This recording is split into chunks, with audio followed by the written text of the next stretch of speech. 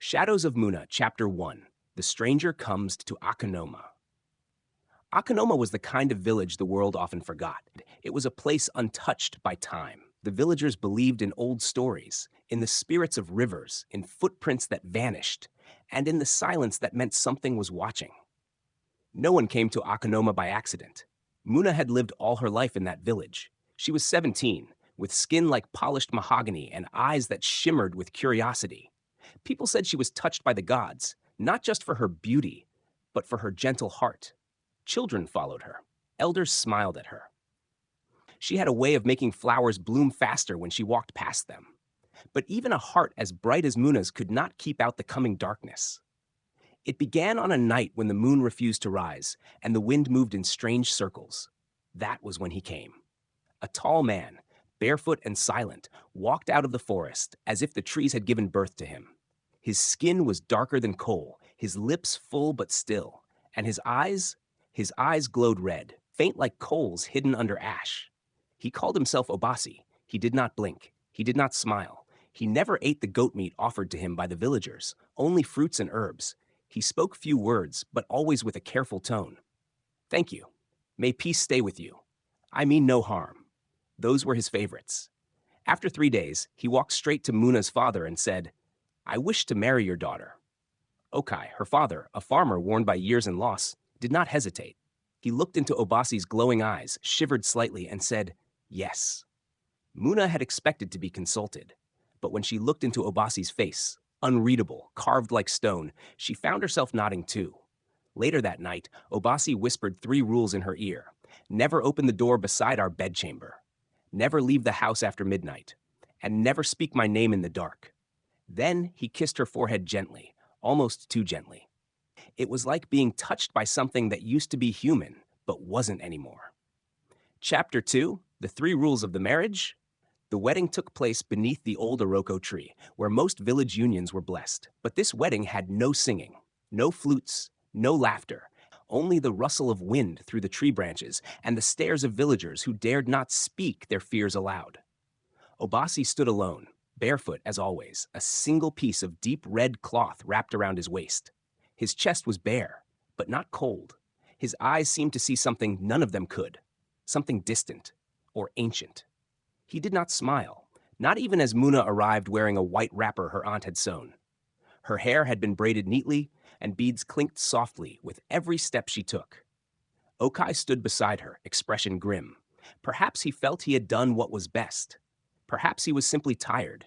He gave his blessing in a voice heavy with finality. And so it was done. Muna left the village that same day, following Obasi into the dense woods beyond the yam fields. Past the river, no one crossed at night. They walked for almost an hour, deeper than she had ever gone, until they reached a clearing where a small house stood, lonely, silent, and too still. It was made of dark wood that didn't quite match the trees around it. The air felt colder here. Even the birds had stopped singing. Inside, the house smelled of dried herbs, earth, and something she couldn't name. It was not unclean, but it was not warm either. The house had no windows, only small holes carved near the roof that let in slivers of light during the day. At night, it was darker than the forest outside. There were 3 doors inside. One led to their sleeping room, another to the kitchen and storage. The third, the one beside their bedchamber, remained locked. Obasi was not unkind. He brought her fruits she had never seen, roots with strange flavors, and water that tasted like rain. He listened when she spoke, though he never offered much in return. He often vanished after dusk, returning just before dawn, always with the same quiet steps and the scent of wet leaves. He never slept. Muna never saw him lie down. Sometimes she'd wake in the night to see him standing by the wall, eyes open, unmoving, as if listening to something only he could hear. One night, as the wind howled like wolves circling the house, he leaned close and said again, "Do not open the 3rd door." "Why?" she whispered. His eyes flared like coals. "Because the other wives did." Then he smiled. Not the smile of a man, the smile of a thing that remembered what flesh tasted like. Chapter 3, The Whispering Room. At first, Muna tried to obey all the rules. She stayed inside at night, even when the moon called her name. She kept her lips sealed after dusk, never daring to say Obasi's name, not even in her thoughts. And above all, she avoided the third door. But as the days passed, so did her comfort. The house never warmed, no matter how many fires she lit. No matter how tightly she wrapped herself in cloth, the cold seemed to seep into her bones. It wasn't just physical, it was a deeper chill, like the house itself didn't want her there. And the nights became unbearable. When the sky darkened, whispers began in the walls. They never spoke clearly, just low murmurs, like someone crying underwater. Sometimes it sounded like footsteps in the ceiling. Sometimes it sounded like breathing, right beside her, though Obasi wasn't there. He was often gone after sunset. She would wake in the middle of the night to find the bed empty, the door slightly ajar, and strange, muddy footprints leading back inside. He never explained where he went, only said, "The forest calls, and I must answer." Muna tried to be brave, to be the wife her father wanted her to be. But fear began to sink its claws into her. One stormy night, when Obasi was gone longer than usual, Muna sat alone by the small fire in the corner of the house. The wind outside blew hard, rattling the wooden walls. And then she heard it, soft weeping. It came from behind the forbidden door. At first, she thought it might be the wind playing tricks. But the crying became clearer. A woman's voice, broken and pleading. "Please, help us. He lies. He drinks our light." Another voice, faint and dry, whispered, "Don't trust his shadow. His name is a wound." Her heart pounded. Her hands trembled. She stood, barefoot, and walked slowly toward the door beside the bedchamber. The lock was gone, or perhaps it had never been locked to begin with. She reached out. Her fingers touched the cold handle. The door creaked open. What lay beyond was not a room. It was a cavern, dark and wide, stretching too far for any house to contain. The walls were wet and red, smeared with something dark. Hanging from the ceiling were beads made from bone, and on the shelves, skulls. Women's skulls. Some still had traces of braided hair and jewelry. One skull still wore a familiar waist bead, just like hers. Muna screamed, and from behind her, Obasi's voice filled the space. Low, deep, inhuman. "Now you have seen." She turned. He stood there, his red eyes blazing, his teeth bared. But as he reached for her, her waist beads lit up with sudden light, glowing white-hot. Obasi cried out in agony, recoiling as smoke rose from his hand. And in that moment of pain, Muna fled, out of the house into the cold, dark forest, with nothing but her heartbeat and the whispers of the dead to guide her. Chapter 4. The Oracle Beneath the Hills. Branches whipped her face as Muna ran through the forest, the shadows chasing her like wolves with no form. Her bare feet bled from thorns, and her breath came in ragged gasps, but she did not stop. She could still feel his presence, Obasi's rage, echoing behind her like thunder waiting to strike. The trees seemed to lean in, their limbs stretching like arms to catch her, but she pushed on, guided only by instinct and fear. Her waist beads still glowed faintly, their light flickering with every heartbeat. After what felt like hours, the forest began to thin, and the trees gave way to rocky hills blanketed in fog. Here, legend said, lived Ma Bisi, the woman who spoke to spirits and never blinked. Elders called her the voice of the earth. Children whispered that her eyes had been taken by the gods so she could see what others could not. Muna climbed the steepest of the hills, hands scraped raw on jagged stone, her limbs weak but her spirit burning. At the mouth of a cave, she fell to her knees, panting, shaking, praying to whatever ancestors would listen. "Please," she whispered, her voice hoarse. "Please, help me." A low hum answered her, a voice like wind passing through bone. "I have waited for you, child." Mabisi emerged from the darkness like a shadow peeled from the wall. Her skin was wrinkled and ash-gray, her eyes pale and clouded, yet somehow piercing. She carried no staff. She needed none. The air itself seemed to move for her. "You wear the mark of Obasi," the old woman said, circling Muna slowly. "You carry his hunger on your skin." Muna shivered, tears sliding down her cheeks. "What is he?" she asked. "Why does he kill?" "He was once a man," Mabisi said softly. "A man who feared death so deeply, he made a bargain with the forest. The ancient spirits gave him immortality, but at a price. He must feed on light, on love, on life, on the souls of his brides. Each one strengthens his shadow." Muna felt the weight of 1,000 ghosts pressing on her. "Is there a way to stop him?" Mabisi nodded. She reached into a hollowed gourd and brought out 2 items, a small black stone that shimmered like obsidian and a tiny clay bottle filled with thick, dark oil. Write his true name in the earth, Mabisi said. Anoint it with this oil and burn it. The fire will summon him and the others. Others? Muna asked, her voice cracking. His dead wives, Mabisi said. They cannot rest, but perhaps they can rise. As Muna took the stone and oil with trembling hands, Mabisi whispered one last thing, her voice now barely more than a breath. Be brave, child of light. The shadow has fed for too long. Chapter 5. Fire on the Mountain. The next morning, the sky was gray, as if mourning something yet to happen. Muna stood at the base of the mountain that loomed just beyond the village. Few ever climbed it. The old one said spirits nested near its peak, and even birds avoided it after sunset. But she climbed. With Mabisi's words echoing in her mind, she held the oil and the obsidian stone close to her chest. Her fingers were scraped, her skin bruised, but she didn't feel it. Her fear had sharpened into a blade. The path was steep, choked by brambles and wild trees, and the wind howled like voices caught between this world and the next. Halfway up, her knees buckled, but she whispered her mother's name and pushed forward. She was not climbing for herself anymore. She was climbing for every woman whose bones lined the hidden cavern, for every soul swallowed by Obasi's hunger. When she reached the summit, the sky had turned the color of ash. A wide, flat space opened up between jagged rocks. She knelt there and began the ritual.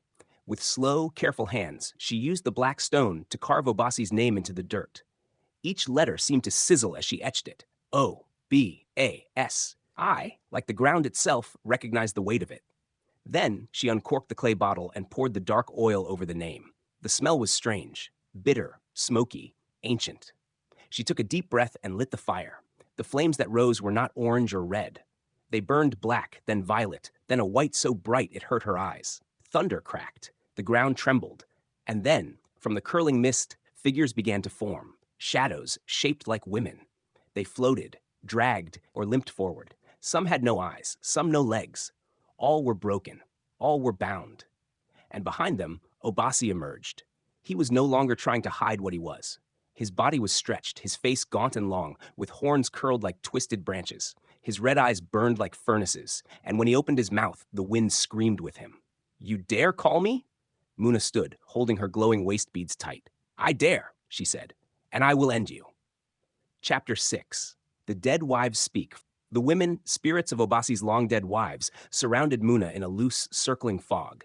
Their faces held pain, but not hatred. Some looked no older than she was. Others wore ancient hairstyles long forgotten. They did not attack. Instead, they wept. One floated close and reached out, her hand like smoke, her fingers brushing Muna's waist beads. You wear the truth, the spirit said, her voice soft and echoing. He could not take you, because you carry light. Another one came forward. Her eyes had been sewn shut. She pressed her hand to Muna's chest, over her heart.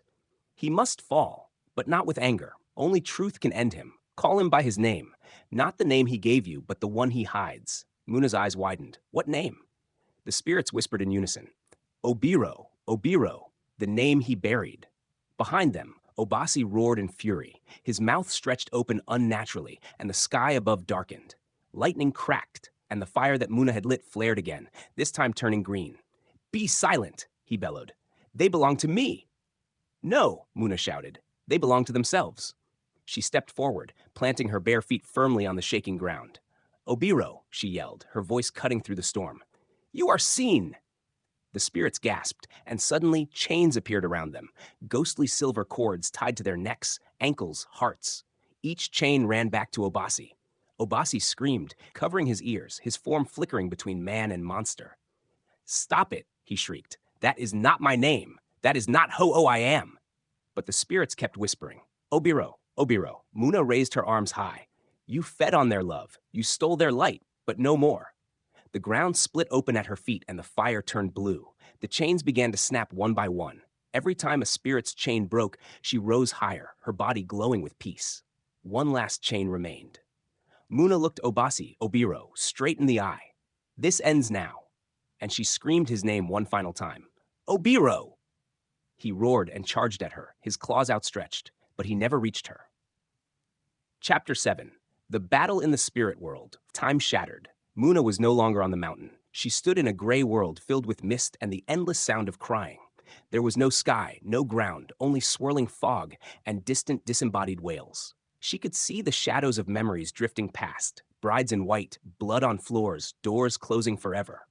Obiro loomed before her. He was enormous now. His back arched like a beast's, his skin peeled and reformed, alive with writhing shadows. Horns curled out of his skull like roots pulled from the earth. His fingers were claws. His chest was hollow. "You shouldn't have said it," he growled, his voice not one but many. "You shouldn't have remembered who I was." Muna stood her ground. "I didn't remember." "They did." The spirits circled them, whispering his name, weakening him with every chant. Obiro lunged. His claws slashed through the air, cutting streaks of darkness. Muna dodged, stumbling on the formless ground, but the obsidian stone was still in her hand. She rolled, slashed upward, and the stone tore through his side. Black blood hissed and vanished into the air. He howled in pain. "You think you are strong?" he roared. "You are nothing. Yet just a girl." "I am more than that," she said. "I am every voice you tried to silence." The spirits screamed with her. Their cries became thunder. Their light became a wall. Obiro shrank with each cut, each word of truth. His form twisted, broken under the weight of the name he tried to bury. Finally, Muna gripped the stone tight, raised it high, and drove it into his chest, right into the hollow space where a heart should have been. Light exploded from the wound, flooding the spirit world. Obiro screamed, not in rage this time, but in grief, as if something deep inside him finally realized what he had become. Then he shattered, into smoke, into wind, into silence. And the spirits were free. Chapter 8, The Return to Akanoma. When Muna opened her eyes, she was lying on the cold earth of the mountain's peak. The sky above was clear now. The clouds had scattered like birds startled from a tree. The fire she had lit was gone, replaced by a strange warmth beneath her body, as if the earth itself was thanking her. The obsidian stone lay cracked beside her, its sharp edge dulled, its purpose fulfilled. She sat up slowly. Her muscles ached. Her feet were blistered. Her arms were scraped. But she was alive. And she was alone. No shadows, no voices, no cries from the spirit world. The waist beads around her waist had dimmed to a soft glow, still warm, still pulsing gently like a heartbeat. She looked around for Obiro, no, for Obasi, but there was nothing left of him. Not even ash. Only silence. When Muna descended the mountain, the sun had begun to rise, casting long golden fingers across the trees. Birds sang again. The air felt lighter. Even the forest, once so thick with dread, now breathed in peace. As she walked into the village, the world stopped. Children dropped their calabashes. Women gasped. Old men dropped to their knees. A dog whimpered and fled behind a hut. "Muna?" a woman whispered. "Is that Muna?" They had thought her dead, lost, taken. The girl who had walked away with the stranger and vanished like the morning mist. But here she was, tired, barefoot, and glowing with something no one could name. Her father, Okai, came limping out from his hut, his eyes red from years of guilt and quiet prayers. When he saw her, he dropped to the ground and wept. "I'm sorry," he said again and again. "I'm sorry, my daughter." Muna said nothing. She only knelt beside him, held his hand, and let the silence speak for them both. Later, she told her story. Not everything, but enough. The spirits, the rules, the cavern of bones, the fire on the mountain. Some believed. Others shook their heads, whispering that she had gone mad in the forest and survived by chance. But no one went near the woods again. And when a few brave hunters finally found Obasi's house, all they found was a pile of dust, scorched earth, and a circle of bones buried in the roots of a dead tree. Whatever had lived there was no more. Chapter 9, A New Dawn. In the weeks that followed, Muna quietly returned to life in Akanoma, but she was not the same girl who had left. She moved into a small hut near the edge of the village, just before the trees began. It was close enough to feel the wind from the forest, but far enough to avoid its shadow. The villagers, though still wary, came to her for help. She knew herbs now, strange ones Obasi had brought her. She could soothe fevers, ease birthing pains, calm restless children with only a word and a warm tea. And so, Muna became the healer. Children called her the woman with the glowing beads.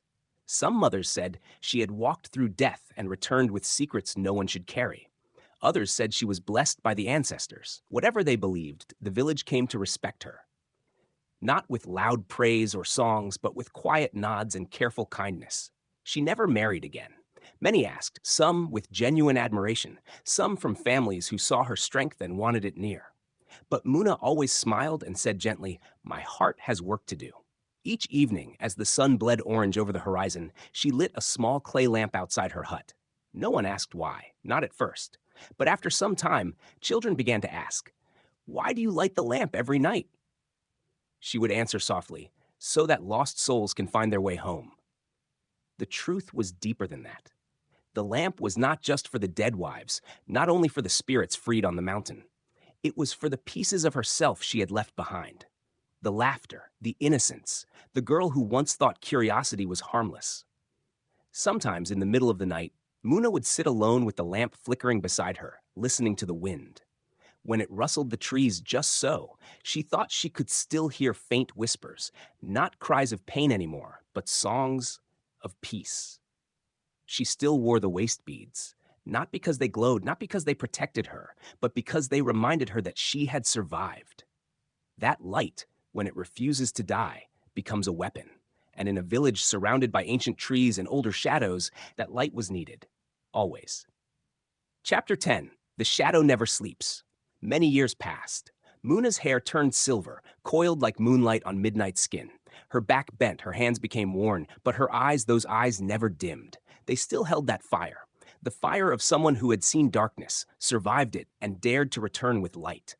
Children of children came to her hut now, not just for herbs, but for stories. They would sit around her as she stirred pots or plucked leaves, their little faces wide with wonder. "Tell us about the mountain," they'd beg. "Tell us about the spirit man." And sometimes she would, but never everything. She always stopped before the part where the world turned gray and time folded in on itself. Some things, she believed, were not meant for little ears. Still, the children loved her. They brought her water, firewood, small gifts, beads, mangoes, feathers, and each night, like always, she lit her small clay lamp outside her home. One night, in the season when the wind turned warm and the fireflies returned, a traveler arrived in Akanoma. He was tall, barefoot. He walked without sound, as if the earth chose not to feel him. His skin was dark, darker than any man the village had seen in years. And when he looked up, his eyes caught the firelight, and they glowed faintly red. He asked no questions. He simply said, "I seek the one called Muna." The villagers pointed to the hut at the edge of the trees. The old woman sat there, her back to the door, feeding her fire. She didn't look up when he arrived. She didn't need to. "I knew you would come," she said. The man said nothing, only watched her. His presence was heavy, not with evil, but with memory. He was not Obasi, not quite. But there was something of the shadow in him, a fragment, a ripple.